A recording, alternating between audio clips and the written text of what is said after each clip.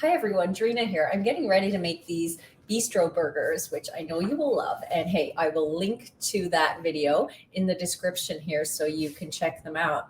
But while I'm here chopping, I thought it's a good time to show you this cutting board that I'm really loving. It's called Elihome.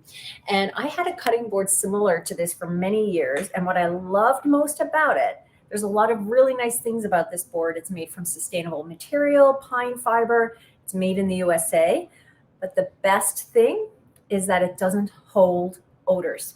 So sometimes when you're using a cutting board and you're chopping onions, for instance, and then you wash the cutting board and then maybe cut a pineapple or melon, sometimes those odors stay in the board and get picked up in something else that you're cutting. I have noticed it myself, but this type of material in this board, that won't happen. And it's dishwasher safe. Now, the one that I'm using, I'm just chopping some red pepper here.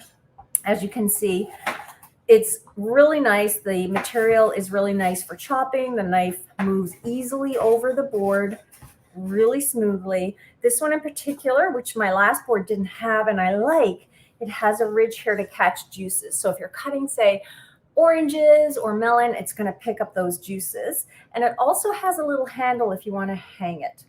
So go check them out. The link is below. And this one is a 10 by 13 size, which I personally like because it's easy enough to kind of pick up, simply brush off the food into a bowl, etc.